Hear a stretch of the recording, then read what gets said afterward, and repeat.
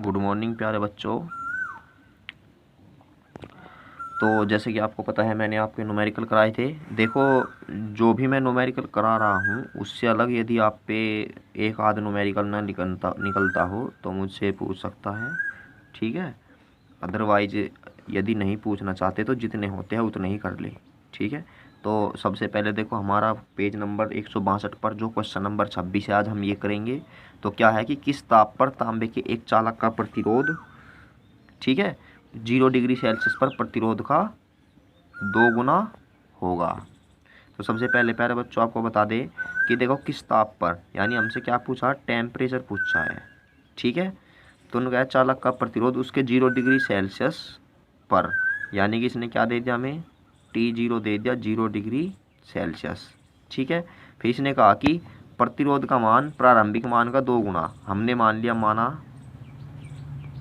0 degree Celsius पर प्रतिरोध, ठीक है। कितना मान लिया हमने, R है, ठीक है, कितना है, R है। तब T डिग्री सेल्सियस पर जो प्रतिरोध होगा कितना हो जाएगा, इसने कहा कि 2 गुना हो जाता है। और इसने हमें तांबे का जो क्या दिया, प्रतिरोध ताप गुणांक दिया, मैंने बताया था अल्फा से प्रदर्शित करते हैं, कितना दिया वो, 4 गुना 10⁻³ प्रति डिग्री सेल्सियस। अब ये बताओ, जब ताप दिए रहता है और ताप के रूप में जो हमारा प्रतिरोध का फॉर्मूला होता है वो क्या होता है, R बराबर R0 1 + से, यही तो होता है। R0 क्या है, 0 डिग्री पर जो हमारा क्या होता है, ताप होता है 0 डिग्री सेल्सियस, उस पर प्रतिरोध। तो सबसे पहले जो R होता है हमारा, R क्या है, ये है हमारा T डिग्री सेल्सियस पर, और T डिग्री सेल्सियस पर इसने कहा कि प्रतिरोध का दुगुना, और R0 की वैल्यू हमने कितनी मान ली, R, ठीक है। अब यहाँ से 1 + अल्फा की वैल्यू कितनी दे रखी है हमें, 4 गुना 10⁻³ और T की वैल्यू हमें ज्ञात करनी, R से R खत्म।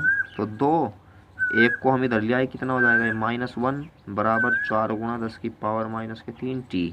अब 1/, क्योंकि 2 में से 1 गया, 1 बच गया, जो 4 गुना 10⁻³ है ये इसके अपोन में पहुंच जाएगा, ठीक है, और बराबर कितना आएगा, T। अब इसके बाद में देखो यहाँ से जो T बराबर आएगा, जो 10⁻³ है, ऊपर जाने के बाद क्या हो जाएगी ये प्लस की, और अपोन में कितना इसके 4। तो यहाँ से T बराबर 10⁻³ को हम क्या लिख सकते हैं, 1000/4। जब हम इसको काटेंगे तो T की जो वैल्यू मिलेगी कितनी आएगी, 250 डिग्री सेल्सियस। तो आई होप प्यारे बच्चों सभी की समझ में आ गया होगा। बस इसमें ये मेन फॉर्मूला है, और जो जो हमें वैल्यू दे रखी थी हमने वे लिख दी, ठीक है। तो अब हम इस टाइप के न्यूमेरिकल और नहीं करेंगे, तो चलते हैं अपने नेक्स्ट न्यूमेरिकल पर। तो हमारा जो नेक्स्ट न्यूमेरिकल ये है क्वेश्चन नंबर 28।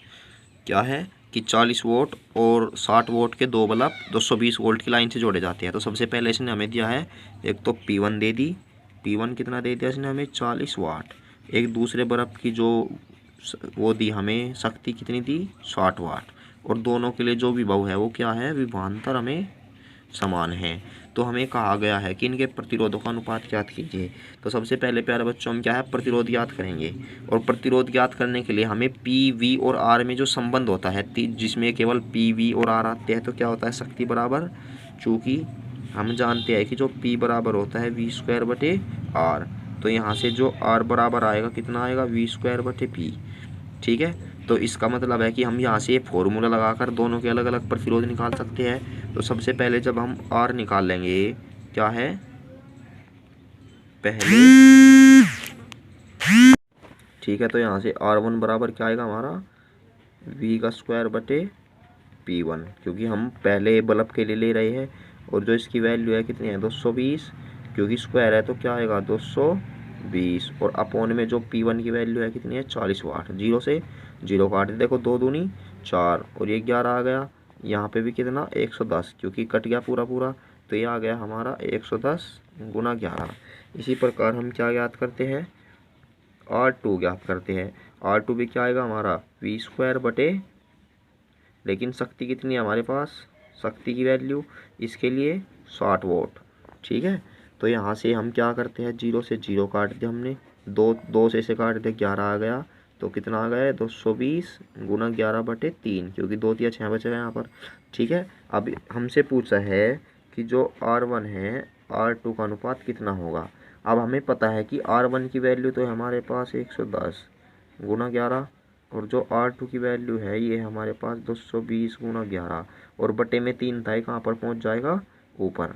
अब यहाँ से हमने 110 दूनी 220, 11 से 11 कैंसिल, तो यहाँ पे कितना बचेगा 3/2। तो हमारा जो R अनुपात R2 आएगा ये कितना आ जाएगा 3:2। तो आई होप प्यारे बच्चों सभी की समझ में आ गया होगा। तो अब हम चलते हैं अपने नेक्स्ट न्यूमेरिकल पर। तो मैंने न्यूमेरिकल लिख दिया है। जो हमारा क्वेश्चन नंबर है 36, क्या है कि संलग्न परिपथ में 12 ओम के प्रतिरोध में शक्ति 6 वाट है। यानी इस 12 ओम में जो शक्ति 6 है वो तो 6 वाट दे दी। ठीक है, और हमने इसके लिए शक्ति मान ली P1 कितनी दे दी हमें 6 वाट। ठीक है, और R1 की वैल्यू दे रखी 12 ओम, और R2 की वैल्यू दे रखी इसने 8 ओम। इसने कहा है कि जो 8 ओम वाले प्रतिरोध है इसमें शक्ति 6 ज्ञात कीजिए। तो प्यारे बच्चों सबसे पहले बताओ, जब हम यहाँ से धारा प्रवाहित करते हैं, ठीक है, तो धारा 2 भागों में बटेगी, जो कि इसने दे नहीं रखी है।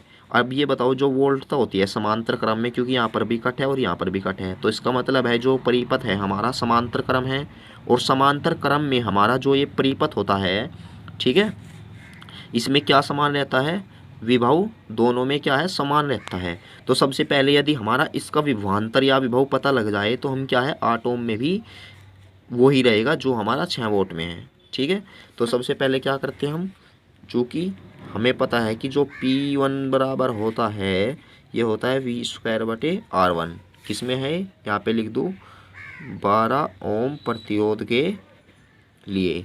तो 12 ओम प्रतिरोध के लिए हमारा जो V² की वैल्यू आएगी क्या आएगी P1/R1। ठीक है, यहाँ से जो P1 की वैल्यू है हमारे पास कितनी दे रखी इसने 6 वोल्ट और गुना 12 ओम। ठीक है, तो V² की वैल्यू मिल गई। चूँकि जो हमें V² की वैल्यू मिली वो ही किसके लिए है, ये 8 ओम के प्रतिरोध के लिए। तब 8 ओम प्रतिरोध के लिए, क्योंकि हमें पता है कि समांतर क्रम में जो हमारा विभवांतर होता है, अभिभाव क्या होता है वो समान रहता है। तो इसलिए देखो यहाँ से यदि V² बराबर इसमें अंडर रूट लगा दूँ मैं, ठीक है, तो रूट लगाने पर क्या होगा, यहाँ से 12×72, तो रूट 72 आएगा। तो इसीलिए हम क्या है डायरेक्ट इस वाले में V² की ही वैल्यू रख देंगे। ठीक है, तो प्रतिरोध के लिए जो हमारी P2 होगी वो क्या आएगी V²/R2। हमें पता है कि इसके लिए V² का मान कितना है 6 गुना 12, और बटे में R2 की वैल्यू कितनी है 8। 2 से काट दिया कितना आ गया 2 6 12 और 2 चौक 8।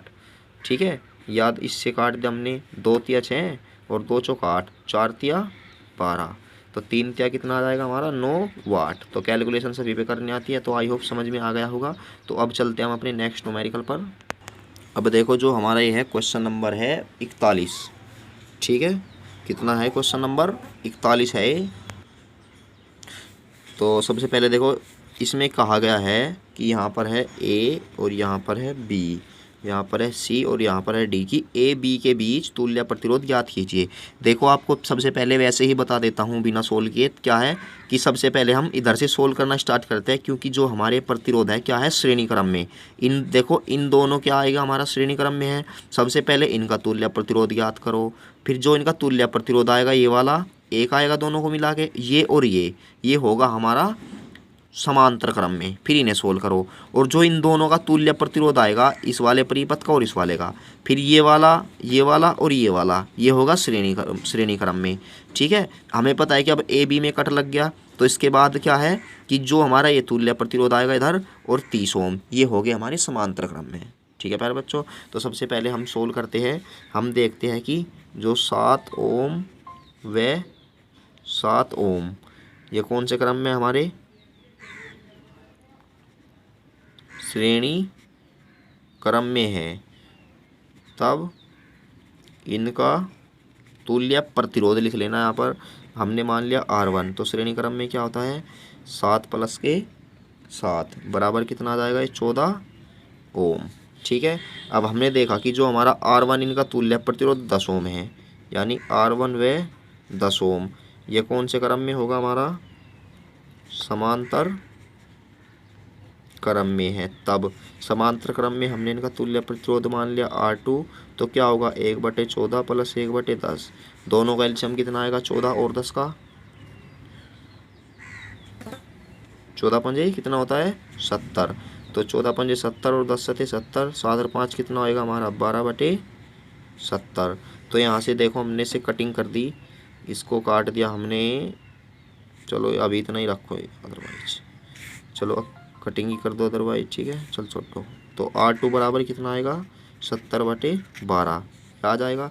अब हमने देखा कि जो R2 है और जो 10 है, ठीक है, तो R2 आ गया हमारा। अब इसके बाद देखो जो हमारा ये तुल्य प्रतिरोध आया ये वाला, ठीक है, इन तीनों का, और जो ये 10 ओम है ये कौन से क्रम में है, चूँकि R2 है 10 ओम, ये कौन से क्रम में हमारे, ये है श्रेणी क्रम में है। तो श्रेणी क्रम के लिए हमने मान लिया R3, तो 70/12 प्लस के कितना आएगा हमारा 10, तो 12 धाम 120 और 70 कितना होगा हमारा 190/12 आ जाएगा, ठीक है। तो यहाँ से हमारी इसकी वैल्यू मिल गई R3 की। देखो सभी पे कैलकुलेशन तो करनी आती है, ठीक है। अब इसके बाद में देखो जो हमारा इनका तुल्य प्रतिरोध आया और 30 ओम है, यहाँ पे कट हो गया और यहाँ पे, क्योंकि इनके बीच में ही तो पूजा है, तो हमें पता है कि ये समांतर क्रम में है। तो हमने देखा कि R3 व जो हमारा क्या है 30 ओम है, कितना ओम है 30 ओम, ये कौन से क्रम में है हमारा समांतर क्रम में है। और समांतर क्रम के लिए हम क्या मान लेते हैं आर मान लेते हैं अब की बार, ठीक है, क्योंकि फाइनल रिजल्ट निकाल रहे हैं। तो यहाँ पे देखो 1/190/12 होगा, तो ये हो जाएगा हमारा 12/190, क्योंकि उल्टा कर रहे हैं हम 1/R कर रहे हैं, ठीक है। और प्लस के कितना आएगा 1/30। तो प्यारे बच्चों इसको सोल्व कर लेना, लेकिन जो आंसर है तुम्हारी बुक का नहीं आएगा, क्योंकि तुम्हारी बुक में यहाँ पे न्यूमेरिकल में त्रुटि दी हुई है कि जो हमारा DC के बीच में प्रतिरोध है यहाँ पे 3 करना, और जब तुम्हारा 10 ओम आएगा, ठीक है। अदरवाइज जितना भी आता है ये लिख लेना। यदि तुम्हें अपनी बुक वाला न्यूमेरिकल करना है तो D और C के बीच में यहाँ 7 ओम के स्थान पर 3 ओम कर लेना, ठीक है, यानी दोनों 7 में से एक स्थान पर 3 ओम जरूर कर लेना, तो आपका आंसर 10 ओम आ जाएगा। लेकिन फिलहाल जब तुम इसकी कैलकुलेशन करोगे आंसर जैसा भी आएगा वो लिख देना, ठीक है, क्योंकि मैंने इससे ही सोल्व कर दिया है जो तुम्हारी बुक में दे रखा है। तो पहले बच्चों हमारा ये है क्वेश्चन नंबर 45। ये है कि एक कार्बन प्रतिरोध पर अंकित कलर बैंड का क्रम ऑरेंज रेड ब्लू है, प्रतिरोध का मान है। देखो मैंने जब ये कार्बन प्रतिरोध कराया था आपका और ऑरेंज रेड ब्लू था हमारा, मैंने एक आपको ट्रिक बताई थी BB रोए ग्रेट वाइफ, ठीक है, ये ग्रेट बॉय और वेरी गुड वाइफ, ये बताया था मैंने। क्या एक बार और देखो क्या बताया था, BB रोए great boy very good wife. तो यहाँ पे देखो सबसे पहले ऑरेंज है, तो सबसे पहले आया है हमारा BB रो RO, यानी 4 अंक पर आया है।